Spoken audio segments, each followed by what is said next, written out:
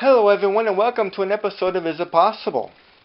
This is volume 2 of Is It Possible? I changed up the title because sometimes when I share on different things I go to so many different things that I figured just going by volumes would probably be a little bit of an easier and much better approach. So I will eventually go back to using titles again, but in the meantime, I know I've not posted any of this stuff. It's just something I was experimenting with.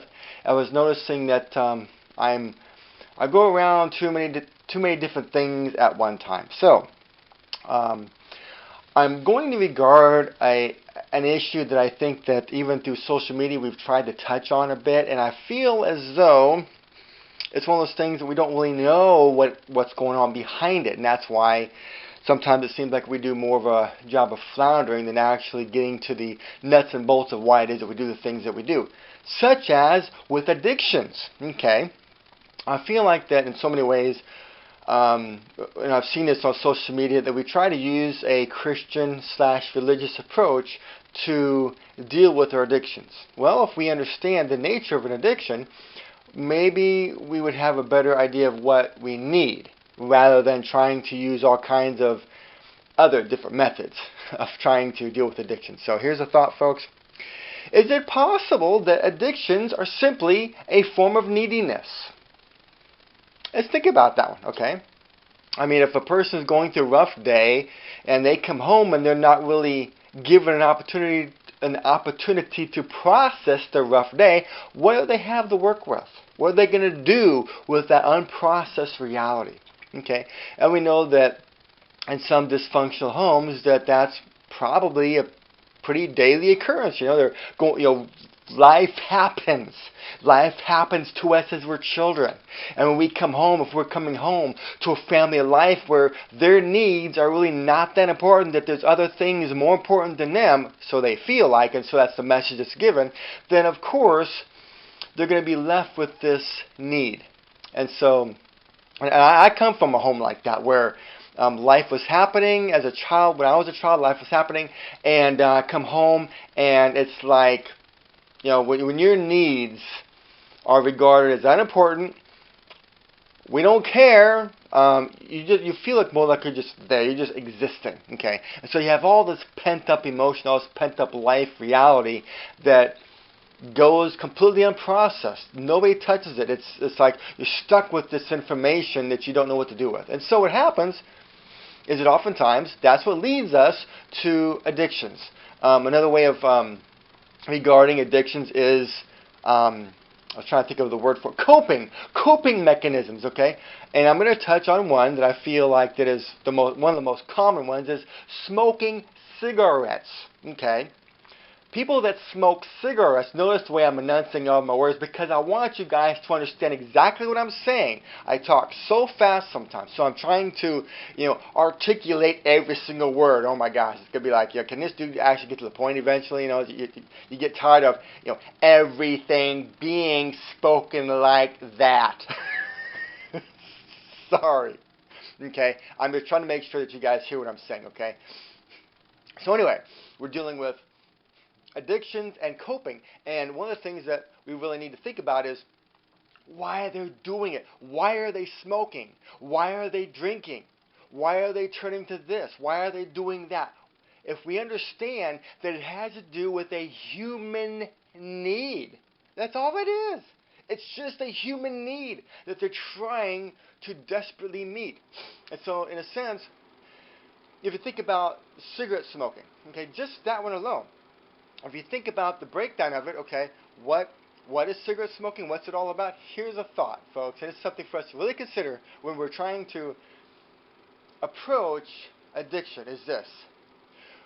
We are trying to, let me completely redo my thought here, okay? Cigarette smoking is nothing more of a form of hug and affirmation. We need to be affirmed. We need to be hugged. We need to be comforted. Okay, what does a person feel like when they're going to buy that pack of smokes? They feel comforted inside. Okay, when people are going out to, during that time when they're working and they're going out for a smoke break, what are they really doing? They're going out for a hug break. They're getting held. They're feeling that embrace by puffing that cigarette. If you think about the reasoning behind it, you know that it's the truth. Okay? They are trying to use a cigarette to replace, you are loved, you are wonderful, you are needed. Okay? It's okay for you to be you. They're trying to replace those healthy affirmations with a negative smoke. If you think about it, that's why they're doing it. Okay? They're trying to meet a need.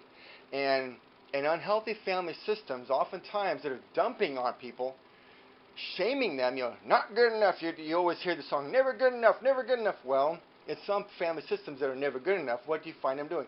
They are smoking. So we learn on a subconscious, unspoken level, now that we've dumped on you, this is how you cope with our junk. You learn how to smoke this, you learn how to drink this, and you learn how to smoke that. Okay, you learn how to cope with our junk.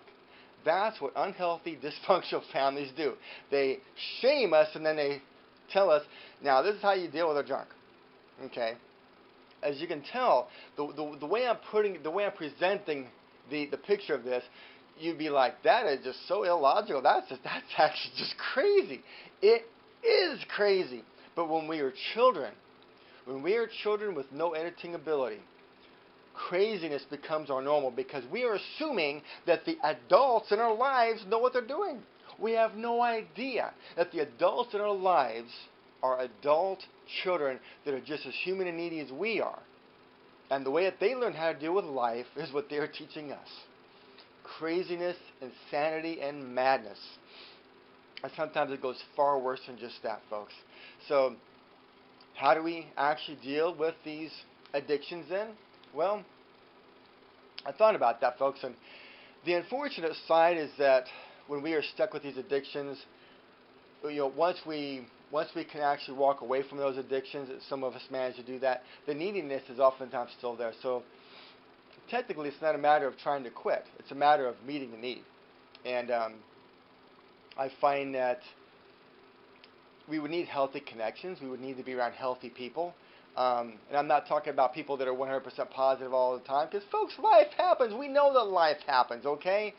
It would be nice if we could hang out with people that have a healthy balance. Like, when you're going through some rough stuff and you're angry, that you actually speak the language of anger. It's not going to be coming across, I feel real angry right now. I feel upset. I feel sad. You may be actually putting in some choice words, okay? But you show yourself as you're self-controlled, okay? When a person's angry, they're going to be putting some exclamation points there, okay? Being able to show what healthy life actually is. Being able to show anger in a healthy fashion. Being able to show being mad in a healthy way. Being able to show any kinds of emotions, even negative emotions, in a healthy light. But we live in a day and age right now where it seems like that being sad, how dare you be sad? You're not supposed to be sad about anything. That's the part of life. Okay? Being angry is just a part of life. Sometimes feeling rage is just a part of life, folks. Having certain hatreds, it's a part of life. But I feel like that we live in a culture to where many of our emotions are not really being allowed to be what they really are, folks. And there's a lot of unhealthy things going on in our culture today that we don't really know. And I'm going to point this out to you, folks, that for those of us that we would like to think of ourselves that come from healthy homes, okay, folks, I feel like in some ways we do live in a time of as much knowledge that we have out there. Just Google anything and you got the knowledge right there. Okay, I think in some many ways we do live in a time of ignorance. Okay, we make a lot of false assumptions without any real. We're not really studying as to why things are happening the way that they're happening. We feel like that because we come from healthy, we don't have to study. Because we come from nice and pretty, we don't have to study and understand where people are actually coming from that come from not so nice and pretty, backgrounds, okay? If we were to actually study up, if we were to learn why people are down the roads that they are, we could actually be there for them. We could actually help them if we understand, if we know. Being ignorant is not the best way, and it's not the best approach, folks. And using religious tactics, not the best idea either. Because I feel like that what I've seen on social media, folks, that there's a lot of different ministries out there that try to use religious tactics to attack the issues of addiction, and I find that those approaches are really not the best. I mean, people have tried to use them, and some people may seem like that they have successfully been able to get away from their addictions, but the thing is, folks, if the need is never truly met, it still leaves that door open for the addiction to in a sense, kick in again, I guess is the way of putting it. But I think if the need is met, so let me try this in a different way, folks. And this is more of a theory, and I'm going to try to touch on this in another video. And I've been thinking about this a lot lately, and I think it's a good idea. But if ignorance is bliss, and we're operating it like ignorance is bliss, it makes me question if this theory would even work if we're going to just be ignorant about what's happening with people's lives. Okay. I have always felt, ever since I was homeless and I saw this in action, I'm just like, oh my gosh, here's the answer. Okay.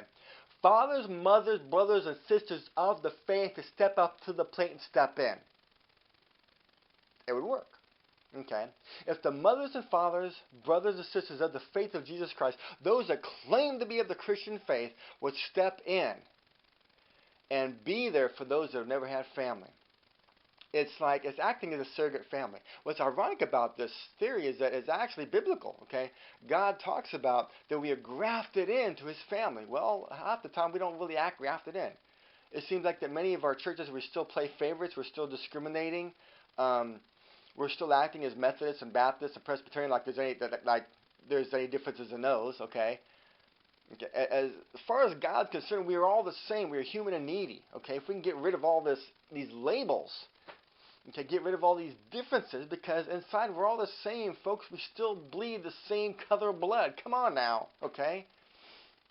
But I've always felt like that if the families of the faith would step up and step in, but it would require them to know a few things, not just being religious, not just, having gone to some Bible school and learned a few, got a couple of those credentials under the belt, and they assume that they can go out and fix the world.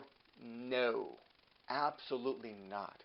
What do people need beyond just biblical information? Okay, because I feel like that over the years, when people have gone to church and became new believers and been baptized, I think that over the years we've had some pretty darn good harping on. Okay, how many of us have probably, we hear, gotta be in the Word, gotta pray, gotta do. How many of us have probably know the Word of God, probably 3 different translations of 3 different languages by now? It's been harped on in us, folks. We get it. We've done it. We've been there, okay? We've got the harping on. Okay, we were well read, we were well studied, we were studied up, we're ready to go, and yet we were still stuck in the same old flow. I wasn't trying for that, folks. It just came out. Okay, so okay, if the things that we were talking about worked, we wouldn't have social media stuff coming up about addictions. Okay, if it was working, we wouldn't have it. Now, would we? Okay, so that being said, okay. Fathers, mothers, brothers and sisters, instead of discriminating, instead of playing favorites, instead of looking at people saying, you need to get your stuff straight, you step in. People don't know. We don't know how to get our stuff straight. We don't know how to turn a new leaf. Okay? We don't know how to get better. We've never been given that example before. Okay? If you want to be used of God, as it were, be somebody's sister. Be somebody's brother. Be somebody's father. Be somebody's mother that's never had. That's the way you roll. That's the way you roll. Okay? We have to stop expecting people to come to church with all their stuff together, folks. And that's exactly what we're doing. We are expecting people to have their stuff together. And guess what's happening? Addictions galore, baby. And yes, I do believe in some ways the church is kind of responsible for some of these things too. As long as we're playing favorites in church, as long as we're discriminating in church, as long as we're expecting people to come to church looking like they got their stuff together already, so we don't have to train them, so we don't have to learn anything new, so we don't have to learn. I know I sound like I'm being harsh, people. I know it sounds like I'm being harsh. But I have encountered these things for myself before. I've encountered people that have actually said that you need to change before you come to church. If we're hearing that from people in the church, it means that something's going on in the church that's being preached that probably shouldn't be being preached, folks. Okay? If you gotta change before you come to church, we are completely defeating the purpose of love through Jesus Christ. Okay, so I told you that. That's why I was calling this volume 2, because I go all over the place. So anyway, there's my spiel when it comes to addictions. We gotta be able to meet the needs. Be there for each other, folks. Be there for each other. Love on each other. Okay, love each other. Instead of judging each other, let's love on each other. Instead of expecting people to come to approach us a certain way, no! Let people be themselves. Is God letting you be you? Then you let other people be themselves. Think about that one, folks. If you're playing favorites, if you're discriminating, then what you're telling the world is God plays favorites and God discriminates, and that ain't cool. Thank you for watching this episode. Learn to love each other as He has loved us. Learn to grieve with those who grieve, mourn with those who mourn. Learn to bear with each other's burdens. You gotta know a few things, folks. Thank you for watching. Stay tuned for another episode of Is It Possible? See you then.